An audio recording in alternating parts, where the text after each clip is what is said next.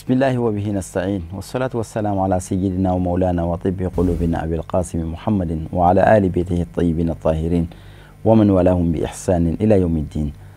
أما المعاشر فلاتي فيلاج بومبوفو نسلم يكفوليه على كشينا غهينا كبركة أم بلاو تعالى دي على كوي كأني أو بلا جلينا بو أنسينا كنا نيونسرو أنجا جمكان حكمو كنا لانوي دين باروي دين بارو مي جمكان نبي ولي كسكرمو معها نكرمو بسم الله ولا سك بارو كني وي دين كنا فنونا bi ankileme ka ankaramo do bismillah kenen kono mite dunay jamana kono ni jamana ko kan anga almamido noy al imam Muhammad Kamina anga slame ton fen be anga jamana kono la asimbe achamana ay baraka chaman kono la abeka barake achaman kono la ngabi abi an to min to na o limama noy anga almami ko tomba mi jamana kono la o bureau national mado communicat fana nyemado anar me jaka baruke dine kuna fundola yana ngado anga barukuna mba fanga almami ko assalamu alaikum wa rahmatullahi ta'ala wa barakatuh. Wa alaikum assalam wa rahmatullahi ta'ala wa barakatuh. Fadilatul ustaz Usman Kane. Al imam yanga wele jabi ajiaranye inshallah Kamina ame ifoki iwolin mano awi almami wi au ka bara ka chanko sobe yana anga do ko bara wera kunala almami re ab fo joni ko almami. بسم الله الرحمن الرحيم الحمد لله رب العالمين القائل في كتابه العظيم وجعلنا منهم أئمة يهدون بأمرنا لما صبروا وكانوا بآياتنا يوقنون والصلاة والسلام على إمام المرسلين وإمام الأئمة الرحمة المهداة والسراج المنير وعلى آله وصحبه والتابعين لهم بإحسان إلى يوم الدين. وبعد السلام عليكم ورحمة الله تعالى وبركاته. الحمد لله ما لفك على بركة دان كنين كيان ala mi ya fo ko na bangu no na ya alam nge joro do fayena ala ya fo ko ne kono ay mo nyema ke jamakulu la nyema minum be barake ka kandali kenale ka yamariya ye mamna nu saballa ani urudan mi ali alo talaka kula akaba kula ala ye minni ala ka leni mi obo fo boke ala kuminga ko boke kuminga to botoin wa do nga fu nyema wa mina wa kala ala jati de koso alam ka anketini an kuti Muhammad sallallahu alaihi wasallam kisin nama ambo ina ale mi kira ko nyema ye ani almum ngal mami ale de alde almam folo dinena ale mi hine dilin amma ani noro sira jele ale do we kade ambela dilema ambe ba ale de ko anaka sudungo nyamba wanaka sabo oni mama turawlu ko ni mankele fo asal kama jodoma ko fambe sele shirfla lagel club be ambe be fo ka be walmando ke karamo Usman yera fo ka technician be fo kan karamo Sheikh Usman madan hadra fo alim ngara fen sabi min kene na angal mo be fo ni sama fo no kisibe bila dilema ala ka na ukanda ka ambla sra klelinga iko nga puma no miya minka ambanga mbe fo ni kene ga ne limama mo me bureau national la ne premier secrétaire à l'éducation formation et recherche ni communicat premier vice président hanaye ala banjugo dugure ko fe donc almamiya ye femi yere ya fo tumena an yɛrɛ fɛ jamana in bɛɛ b'a dɔn fɛn donnen no n y'a fɔ a na fɔlɔfɔlɔ ye ala kira Muhammad sallallahu alaihi wasallam ni kira ye fɛn min ɲɛmɔgɔ fɔlɔfɔlɔ ye hakili o ye fɛn donnen ye kiraya kɔfɛ mɔgɔtigɛ kira de mɔgɔtigɛ na mɛ ɲɛmɔgɔya diinɛ ɲɛmɔgɔya n'o ye alimami ye n'i y'o fɔ dɔrɔn bɛɛ bɛ min faamuya na min bɛ jɔ mɔgɔw ye ka seli ala ka so n'o ye misiri o ɲɛmɔgɔ de ye alimami ye ale de kan ka kɛ ladiliba ye ka kɛ sabaliba ye ka kɛ ala ɲɛsiraba ye ka kɛ ala dɔnna ye ka mɔgɔw bila sira kelen kan a kana to diinɛ ka jɛngɛ a bolo alimami kana yɛrɛ titiri lajɛ i bɛ mun de lajɛ alimami la an bɛ min faamuya la alimami kan ka dɔn n bɛ kira jɔyɔrɔ de la alimamiya ye alimami fɔlɔfɔlɔ ye kira de ye donc n'an bɛɛ y'o faamuya dɔrɔn hakili la baara tɔn bɛɛ bɛ nɔgɔya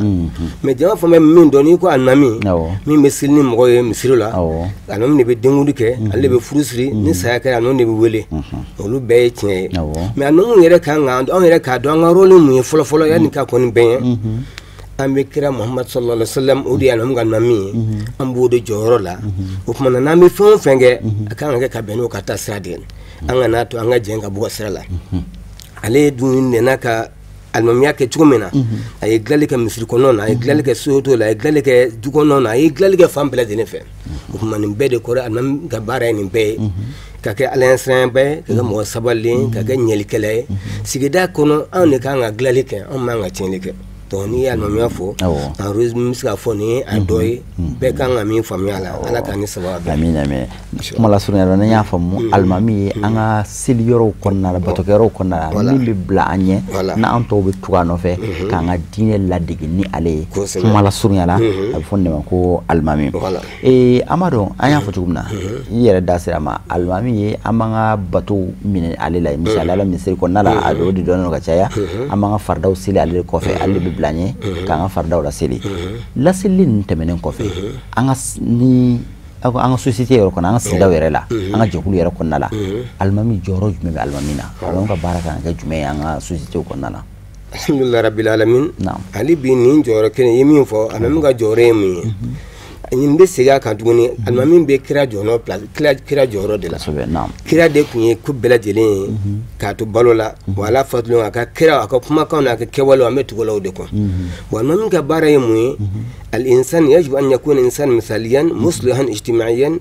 wa an yakuna qudwatan hasanan lirasul sallallahu alaihi wasallam fi mazharihi wa amalihi wa aqwalihi wa sulukihi wa jami' tasarrufatihi li'annahu yawmun nas alimami kan kɛ jɔn ye a ka kɛ mɔgɔ exemple mɔgɔ b'u ladege ni mɔgɔ min ye k'a kɛ kira ladege ba ɲuman ye sigida kɔnɔ gɛlɛya fɛn bɛ sigida kɔnɔ a furakɛba fɔlɔfɔlɔ ye ale de ye ala de ye o ɲɛmɔgɔ d'a ma n'i kɛra ɲɛmɔgɔ ye ka ban k'i kɛ alimami ye a fɔlɔfɔlɔ yɛrɛ an ka siran ala ɲɛ fɔlɔ an ka tilen alaw taala ɲɛ an ka ɲɛli de kɛ an kana tiɲɛli kɛ alimami kan ka kɛ dilanlikɛla de ye alimami an ka faralikɛla ye misiri nana kɔrɔlen min sigida la ka dilanli kɛ cogo min na o dilanli kɛba fɔlɔfɔlɔ ye alimami ye donc alimami ka seli la o dengu la fusiri la o an bɛ kutuba minnu kɛ an bɛ kuma o kuma kɛ hali sigi so kɔnɔnaw na an ka rôle de ye an ka ɲɛli kɛ ka dilanli kɛ musuli an ye société dilan baɲumanbaw de ye ka mɔgɔw dilan ka bɛn ni ala sagoya ye ka niw dilan fɔlɔ niw ni dusukun an k'u bɔ sitana bolo k'o di ala ma ni ala ka kumakan ɲumanw ye ni kira ka kɛwalew n'a ka kumakan ɲumanw ye an kana alimamiya dɔrɔn kɛ kuma ye n kan ka di o dɔrɔn tɛ alimami yɛrɛ an de kan ka kɛ exemple ɲuman ye n'an jogo ani an ka kɛwale ye ala ɲɛ siranya kɔfɛ ala dɔn kɔfɛ an bɛ min fɔ yani an ka mɔgɔw k'a kɛ an yɛrɛ k'a kɛ fɔlɔ nin de b'a to an bɛ se ka société dilan ko mana sigida la cogo cogo mana gɛlɛya cogo cogo n'an da donna ko la ala bɛ an ɲan bolo parce que an bɛ ala ka ci min na an bɛ kira ka baara min na n'o y'ale nɔnabila ye ala de bɛ fanga d'a ma ko mana gɛlɛya cogo cogo i b'a ye ni alimami min bɛ siran ala ɲɛ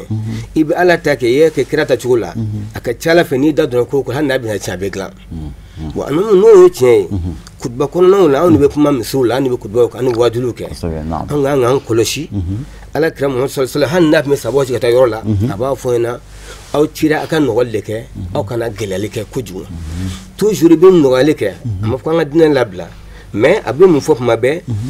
a ye taa muyasirin wala muyasirin wala tubasu muyasirin n'a taara yɔrɔ la a ka nɔgɔyali de kɛ a kana gɛlɛyali kɛ ko n'a nana a bɛ ko lajɛ ala ta ye mun ye o ka fɔ kira ta ye mun ye mais fɔcogo ɲuman na parce que kuranɛ y'o fana fɔ an ye a ka kuranɛba in kɔnɔ ud'u ila sabili rabbika bil hikmati wal maw'izati al hasana ila akhir al aya ni aya in alimami bɛ kan ka nin kɛ kaida de ni y'an ka taabolo ye fɔra kiraw ma cogo min na o ye alimami bɛɛ ma wajibi ye n'an ye nin faamuya dɔrɔn an bɛ ko kɛ ni hakilimaya ye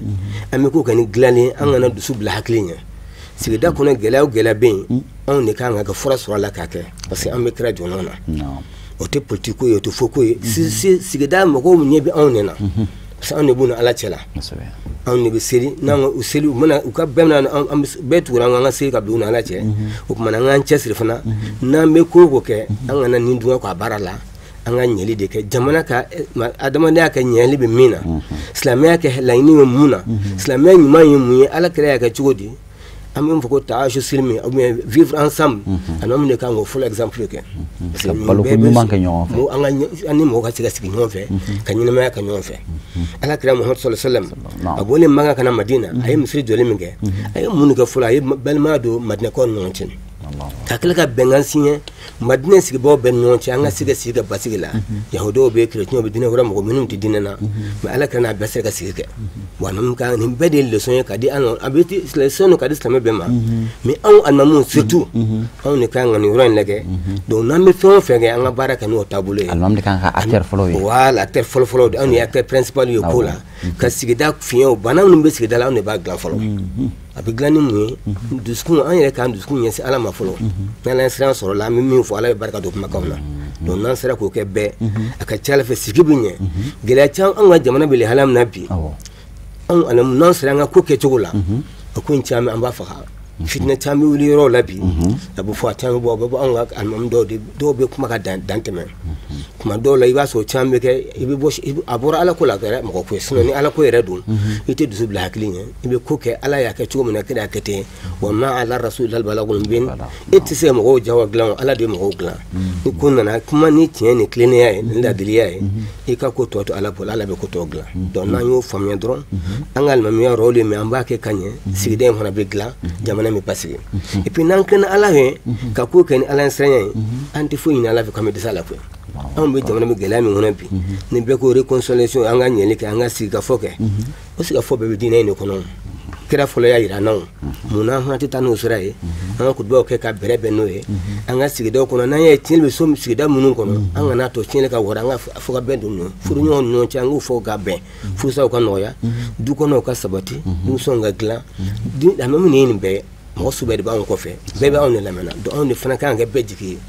ala ta ko fe do na yo famé do aka chala fe am go be glani mena sigide ngono am bonye et puis anga kiti na fana parce que am ko rodo anga ga sunu anga ko tumanku anga sabali anga maji alaye anga kli ala ta alaye min fo kre min fa ngoke alaye min bali ango fana bali nan sera kan ga hakilla anga la am yayi ala kira yere be min an fa wode ala be min an fa wode ala ko de kelno am bela jelema kanga jamana basi fa na'am ibaro bi anga jamana be yoro mina amma be baskila nango basi an kante marfati ni murula kelen do ru doronte o ya belebele do na fendo de hada maden fuzi ka tabla o yoro na baski fo basi ka soro to sugun yara la hakliya ko na basi ka ke le amma ko pe social donc almanu be sika almanu du de kuma kala we misri kono du tiu be wala du de umbe be ta seli misri kono almanu ko almanu do ko fe chienli nunu dum fana be wodu ko nala aw almami kelen be ta o dutigi nu ga de hunu ke aw de bitu ko furu siri aw de bita nisa ya kera adu kono aw de bita janaza ke mais almami be sika rôle men jouer wala sa dusku funteni même hadama de dusku na bi kad maw yere ni ñonce maw ni jamana ñonce sida yere dama ñonce almam bi se rôle mi jouer wala sa ko tension ko lu dafa alhamdulillah rabbil alamin almam bi se rôle mi jouer e akal mam ya rôle do de folo mala ngi mi no fe ba wala da me ka fo almam ka nga discours du men ke misir ko nawna wala sa tension e ka lingari nyere nyena ko se parce que amma ko be nabi ko se be ambe le halam na jamana ko no bi ni ko gelerata an ma nga to gela ka tafe an kan ga discours kana ni apaisement kana ni ko ta hadali an ga sika ko an ga kuma nun fe kan nun yasi alama folo fudu sun ni fe man na shetana de bin an ne kan ga shetana en fa ka rojin ga bin ala kira wo fana ko kuma be na ina na ma ni bi na fe ndo ke kana dimi folo na yi mi kutbo ke an na la ko gele obi ko kara dan karata an be mo nu hakli da folo kam mo singa tubi kan alama folo ko fembe bi so no kara ka ba na ay ko ta doni am ko de ala de ma an tira ko imba ngala de baba mo no e che am be kutbo mun kalan am wajuru mun ga am intervention mun ga yoro la an ga ke ka se ka tasma de faka maintenant yere ka tasma mena baye on me nga faka bara tina de on ne kan na mena na on ne ba faka maintenant yere ka amena baye takere tieni o kuma na nga sabali amma nga dusu nga hakli blad dusu nya nga kira baye muhammad sallallahu alaihi wasallam ali de ladige baye ami amma ngo de ladige laqad kan lakum fi rasulillahi uswatun hasana no yetiye ambe dalan bo ladu nga ko ne min fo yetiye nga na fo ambe kutba do na kutba min be mo funtini mo bla fitna na no kala do ambura kira ka tasara ko jamana ko ne gelew be dudu no je fitna ni fam be e me nga fo ne re kala juga baye ibora no me ko nda anu ya mo ni fe anu me be mu nyini on ni ga ko sabali ka go glan ka basgi nati ko mo na gelew tugo ju ane kan nga fo ka mada ka so ma bo dine ko no amma ala tabla amma ala sharafo ma be ke ni sabali ani mu ni ala sanya don na mi wajulu ka mi ku do ku bage an ga ke ka beni jama ka niveau an ko fe bawla kala ngala baw bala tama jamo bala mun ma fo do bala mais tama be be bol fal mo na yemi fo gode mene ko man na man yeli ka na yi tienli ka na yi blasral tienli ka am te kishida parce que ala baw ni mena on ni wu bla la ka ke mais au contraire na yu blasral ma ngandu o lu be ga so mu be sraju mu kan wota do be dusubula anunga dakuya kilema to buka fitne buka dum to babla o ye praji badi o la o de kad alai n'an sera k'o kɛ o de ka di Alahu Taala ye an k'a lajɛ toujours ka na ni basigi de ye kuma kana an ka kuma kutubaw la an ka wajuw la min bɛ na ni basigi ye ka silamɛya ka rôle yɛrɛ yira alimami ka rôle ye mun ye sigida la ka kɛ sigida dilannikɛla ye ka ji ka tasumaw faga ka kow dilan ka don ɲɔgɔn na ka kanuya don mɔgɔw ni ɲɔgɔn cɛ sigi ka diya mɔgɔw ni ɲɔgɔn cɛ Ala ka yamaruya kɔnɔna na kira ka laɲini kɔnɔna na sallallahu alaihi wasallam k'a sɔrɔ an ma bɔ an ka diinɛ kɔnɔna na donc n'a alimami sera ka nin kɛ dɔrɔn baara ɲɛna parce que ni Ala yɛrɛ ye a fɔ kuranɛ kɔnɔ walaw sha'a rabbuka laja'ala an-nasa ummatan wahida wa la yazalu mukhtalifin illa man rahima rabbuk ni ye Ala ye kuranɛ kɔnɔ a ye caman a y'a yira n na n'a tun y'a lajɛ a bɛ bɛɛ kɛ mɔgɔ suguya kelen o a y'an fɔ ɲɔgɔn mun na ka sɔrɔ ka kiraw ci ka na kiraw ci kun ka na ka hakili dɔ yira ɲɔgɔn na ninnu ni mɔgɔ dɔw ye mɔgɔ kelen tigi nin ye mɔgɔ nɔɔni caman mɔgɔ ye alimami de bɛ nin bɛɛ fara ɲɔgɔn kan ka se ka sigi kɛ ɲɔgɔn fɛ mais ne yɛrɛ anw yɛrɛ kɛra tiɲɛba ye o man ɲi dɛ do fanga ne faamuya Ala yɛrɛ hikima min di danni na a ye kiraw cira ka na ka adamadenya dilan ka mɔgɔya dilan ka Ala sira yira mɔgɔw la ka tiɲɛ yira mɔgɔw la mais ma se ka ni gɛlɛya dɛ ma ka ni fitinɛ dɛ o bɛɛ bɛ na de ka na dɔn donc ni bɔra o kɔnɔna na dɔrɔn ni k'i b'a kɛ girin ou bien i bɛ tasuma don ko la i bɔra alimamiya kɔnɔna na donc i ka nin émission nin k'a fɔ an ka nin fɔ an ka nin fɔ an ka alimamiw ye an karamɔgɔ n'an ka alimamibaw an b'a dɔn aw b'a la ka kɔrɔ koyi mais hali bi an k'a lajɛ an ka hakili jigin tuma bɛɛ k'a fɔ an bɛ kira jɔyɔrɔ de la Ala kira Muhammad sallallahu alaihi wasallam a ye diinɛ in baara cogo min na ka se ka ɲɛli kɛ ni silamɛya ye fanga sɔrɔ hali bi an bɛ k'o fanga kelen sɔrɔ ka dɔ fara jama kan o tɛ kɛ ni tasuma wuli mɔgɔw la dɛ i bɛ mɔgɔw bila sira de kan hali ni mɔgɔ filila kana jigitigɛ k'a kɛ fɔ a dɔrɔn jahanama t'an ta ye alijinɛ t'an ta ye o bɛɛ ye Ala ta de ye n'i ye mɔgɔw bila sira ɲuman kan ni mɔgɔ filila a fɔ a ye ka kana sira la ka tubi ka na Ala ma mɔgɔ minnu tɛ sira ɲuman olu ka kɛ ten minnu bɛ sira ɲuman kan olu ka dumuni ka sira ɲuman kan u ka sabali u ka ko jarabi ko an k'o ta ni Ala ye k'o ye jarabiw ye mais an ka alimamiya rôle an k'a kɛ toujours Ala kira ye trace min d'an ma an ka t'o kɔ n'an y'a kɛ ten bɛɛ a ka ca Ala fɛ an bɛ kisi ni laɲini min kɔ an b'o sɔrɔ alimamiya bɛ ɲɛ an bolo kɛlɛ tɛ k'a la wɔyɔ tɛ k'a la wa Ala barika la n'an y'a kɛ ten fana Ala bɛ barika d'an ma an bɛ bonya min kɔ Ala b'o d'an ma sigida la parce que n'i y'a kɛ Ala dɔrɔn Ala b'a k'i ye inshallah imam an kelen ka nin bɛɛ faamu i b'a dɔn sigida kɔnɔna la n'an ko maa min bɛ sigida dɔn yɛrɛ kosɛbɛ o ye an ka alimamiw an'an ka dugutigiw ka d'a kan n'a gɛlɛyara kabini kɔrɔlen n'a gɛlɛyara si bɛ kɛ maa fɔlɔ fila minnu ma o ye alimamiw ni dugutigiw de o kɔrɔ ko alimami ni dugutigi bɛ sigida bɛɛ lajɛlen kalama i b'a sɔrɔ sigida kɔnɔna la maa dɔw bɛ yen minnu tɛ jogo ɲumantigiw ye wala maa dɔw yɛrɛ bɛ yen minnu tɛ an n'u tɛ diinɛ kelen yɛrɛ la u bɛ diinɛ wɛrɛ la wala an ka kuntilinaw tɛ kelen wala diinɛmɔgɔw yɛrɛ tɛ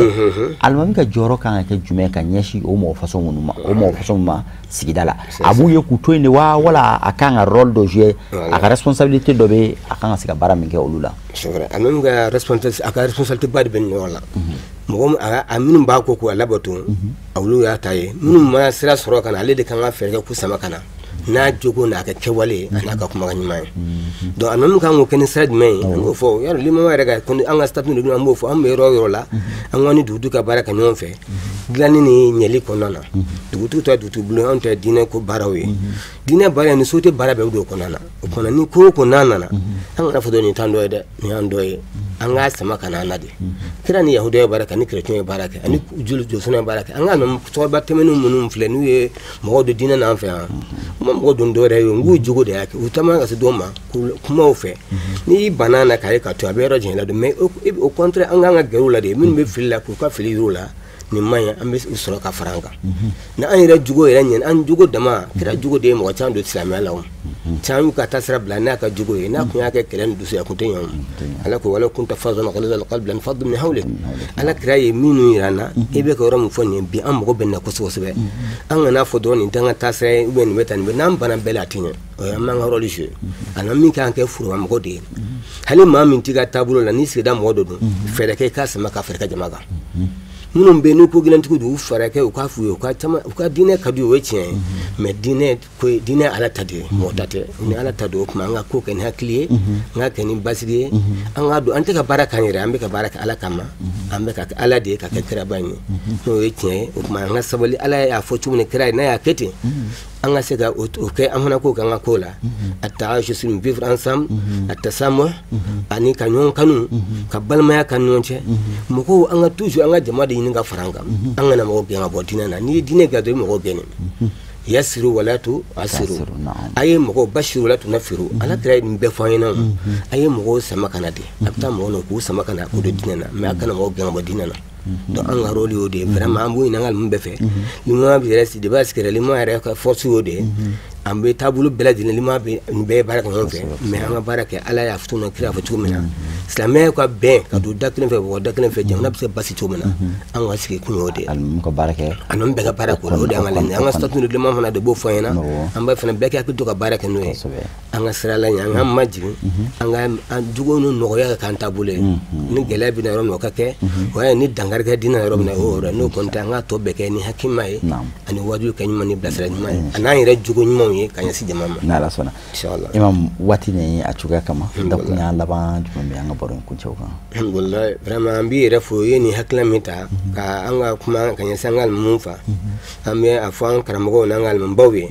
an tɛ an ka b'u kalan o kosɔn an b'an dabila fɛn caman na parce que an b'a dɔn u yɛrɛ b'a bɛɛ dɔn mais ɲɔ hakilila jiginnen don jamana bɛ lahala min na bi i ye min kɛ pour que an ka se k'o faamuya o kuma an b'aw fo hakilina min tali la seeretelefila yɛrɛ lamɛnnikɛla n'a lajɛkɛla ka bɛɛ fo ka bɛɛ waleɲumandɔn ka jamanaden bɛɛ fo ka ɲini an ka alimamuw fɛ an ka lajɛ an ka kuma ninnu lajɛ an ka baara kɛ n'a ye an b'a dɔn aw bɛɛ b'a dɔn koyi an ka lajɛ ka nin baara an ka rôle dɔ an ka rôle dɔ fara an ka rôle kan min ye ɲɛli ye rôle ye ka se ka jɔyɔrɔ di alimamiya jɔyɔrɔ ye fɛn min ye a kana da seli dɔrɔn ma an ka jigin société kɔnɔna na an ka ɲɛli de kɛ ka dilanli kɛ komi y'a ɲini cogo min na nin yɔrɔ la an bɛ hali bi an bɛ serifukɛ fana fo ka teli lamɛnkɛla bɛɛ fo k'an ka silamɛ bɛɛ lajɛlen fo k'a ɲini ala tala fɛ ala k'an ka jamana in basigi ala ka diinɛ faamu komi ala ko nɔgɔya an bɛɛ lajɛlen ye ala kɛra na diinɛ ye nɔgɔya ni ɲɔgɔn faamuya min ye ala k'o sabati an bɛɛ lajɛlen k'aw yɛrɛ fo a ka baara ɲuman in na vraiment ala ka barika don tele in na ka lamɛnba émission min filɛ ala ka barika don a la a ka se ka nɔ bɔ kow la ka gɛlɛya ni degun min b'an ka jamana kan ka fari nɔgɔya la ala ka kan da an bɛɛ lajɛlen ma inshallah an bɛ i fo k'i wale ɲuman dɔn imam ka kuma kuncɛ k'i ka kuma ninnu sɔn ji la dɔrɔn misaliya kelen an b'o kɛ ka kuma in kuncɛ o ye an ni alimami dɔ tun ye ɲɔgɔn dɔn n tɛna tɔgɔ fɔli kɛ a fatura bi ala ka hinɛ a la a ye baara dɔ kɛ a tun bɛ sigida min na a ye baara dɔ k'a kɔnɔna na baara min ni a nɔ b'a kɔfɛ hali bi imam ale imam a waati moto de tun b'a bolo nka n'a bɛ kare kɔnɔ n'a bɛ taga la denmisɛnninw bɛ sigi ka gɛrɛn jeunes bɛ gɛrɛn minnu sigi kare kɔnɔnaw la ni dɔ tɛmɛtɔ y'a wele a bɛ moto jɔ a b'i sigi u kɛrɛfɛ a bɛ te min a n'u bɛ premier deuxième min tuma dɔ la i bɛ taa ni kamalen dɔ sigilen sɔrɔ chaise kelen kɔnɔ an denmisɛnninw bɛ sigi ɲɔgɔn kan chaise kɔnɔ cogo min a b'i sigi u kɛrɛfɛ chaise kɔnɔ ten gɛrɛn sigi haramuya ni tɛ aw ka gɛrɛn sigi mais aw kana nin kɛ dɛ aw kana nin kɛ dɛ aw kana nin kɛ dɛ aw kana jɛnɛya kɛ aw kana kalon kɛ aw kana gulɔ mɛ aw kana nin kɛ a wulitɔ yen nɔ a b'a n nana aw ka gɛrɛn na dɛ don wɛrɛ aw fana ka taa n ka gɛrɛn a fana kan sɔrɔ n ka gɛrɛn na i ma bɛ ka gɛrɛn bɛ min a b'a k'ale ka gɛrɛn misiri de o gɛrɛnnamɔgɔw bɛ fara ale ka misiri jama kan n'a taara don wɛrɛ a bɛ quartier wɛrɛ la a bɛ quartier wɛrɛ bolila n'a wulila i bɛ taa sɔrɔ a bɛ sigilen gɛrɛn dɔ fana na yen nɔ a bɛ te min ni alimami y'a ka waati bɛɛ kɛ nin cogo in na a jeunes bɛɛ fara ɲɔgɔn kan a jeunes bɛɛ fara ɲɔgɔn kan mais a waati a ka sigida la misiri tun tɛ yen min misiri jeunes i bɛ taa sɔrɔ an ka misiri kɔnɔnaw la caman i bɛ taa sɔrɔ cɛkɔrɔbaw de ka ca mais ale ka misiri jeune misiri tun tɛ yen min jeunes ka ca jeunes tun bɛ bɔ misiri wɛrɛw la ka tɛmɛ misiri wɛrɛw la ka taa de sɔrɔ f'a ka misiri kɔnɔ a kɛra sababu ye ka maa minnu bɔ ko kuntan ninnu ni fɛnw na ka u gulon misiri la a waati la a ka ca kojugu donc i y'a fɔ cogo alimamiya rôle tɛ misiri kɔnɔna dɔrɔn nka alimamiya rôle ye sigida bɛɛ lajɛlen alimami de bɛ taa denkudiw na denkuni ka taa kutuba kɛ den kɔrɔfɔ dɔrɔn tɛ o i bɛ taa sɔrɔ denkuni kɛcogo ɲuman bɛ ɲɛfɔ a nin man ɲi nin man ɲi a nin den in bɛ tan nin den in bɛ tan wala nin kan ka kɛ tan fɛn minnu bɛ denkuni na minnu ka ɲi minnu man ɲi o bɛ ɲɛfɔ ɔ ni furu fana bɛ siri mairie la maire bɛ kutuba kɛ ka furu sariyaw ɲɛfɔ cogo min na alimamiw fana kan ka furu sariyaw ɲɛfɔ furudenw ɲɛna ka sɔrɔ ka furu siri janazaw fana na maaw bɛ ko dɔ kɛ janaza kɛnɛw kan minnu tɛ sariya kɔnɔ alimamiw kan ka sɔrɔ k'olu ɲɛfɔ donc an ka hɛrɛ n'an ka hɛrɛ tana bɛn an bɛ ɲɔgɔn sɔrɔ a la a bɛɛ la alimami b'a camancɛ la donc o kɔrɔ ko alimamiya jɔyɔrɔ ka bon jamana kɔnɔ sigida la kosɛbɛ hali o ma mɛn kosɛbɛ hali bi a b'o cogo kelen na ni kow gɛlɛyara hali bi a bɛ ko alimami yɛrɛ kuma na a ye taa alimami la ka delili kɛ a ye taa ɲɛfɔ dugutigi a ye taa ɲɛfɔ alimami ye o ye bonyabaw de ye donc ni alimami ka rôle jouera a joue cogo yɛrɛ la an filɛ gɛlɛya caman kɔnɔna la an bɛ bɔ a kɔnɔna la an bɛ Alahu taala deli alimami tɔn a sigira minnu kama ala k'a ɲa an b'a profiter nin yɔrɔ in na ka aw ka ɲɛmaaba fo n'o ye Elhaji Fode Sise Mamadu Fode Sise exemplaire don cɛkɔrɔba in a n'a ka si kɔrɔbaya a n'a ka dɔnni nka bonya b'a kan a bɛ bɛɛ bonya a bɛ bɛɛ bonya maa majiginen don voilà ni alimamiya saritiw an bɛ se k'a fɔ a bɛɛ dafalen don a la a ka majigin n'a ka jogo ɲumanya kama a sera ka maaw fara ɲɔgɔn kan an bɛ a fɔ ka waleɲuman ni alimamiw bɛɛ lajɛlen ka dugawu kɛ aw bɛɛ lajɛlen ka dugawu ɲini aw fɛ n b'a fɛ i ka dugawu k'an ye an bɛ sɔrɔ k'o kɛ o kan. Ayiwa ala ka ko ɲɛ ka d'a ma ala ka jamana basigi an bɛ limamajɔ bɛɛ fo nin yɔrɔ la an ka président fo ka bureau mɔgɔ bɛɛ fo ala ka jamana basigi an b'a fɔ bisimilahi rahmani rahim alhamdulillahi rabbil alamin arrahmani arrahim maliki yawmiddin iyyaka na'budu wa iyyaka nasta'in ihdina siratal mustaqim siratal ladzina an'amta alaihim ghayril maghdubi alaihim waladdallin allahumma kun lana wa la takun alaina ووفقنا إلى ما فيه خيرنا وسعادتنا في الدنيا والآخرة برحمتك يا أرحم الراحمين وصلى الله على نبينا محمد وآله وصحبه وسلم كثيرا سبحان ربك رب العزة عما يصفون والسلام على المرسلين الحمد لله رب العالمين إن شاء الله nali la ani an ka nin walanda nafa man dili an lamɛnbagaw bɛɛ lajɛlen ma ka senkaw yɛrɛ fana fo ka waleɲuman aw minnu tun se mɛ aw ka jabaraninw ɲɛma ka diinɛ baro la ni diinɛ baro tɛ tɛmɛ aw kan waati si la jamana in kɔnɔ ani jamana in kɔ kan an bɛ Alahu taala deli an ni aw ye ala ka sigida nataw yira an bɛɛ lajɛlen na wa akhiru da'wana alhamdulillahi rabbil alamin wassalamu alaikum wa rahmatullahi ta'ala wa barakatuhu.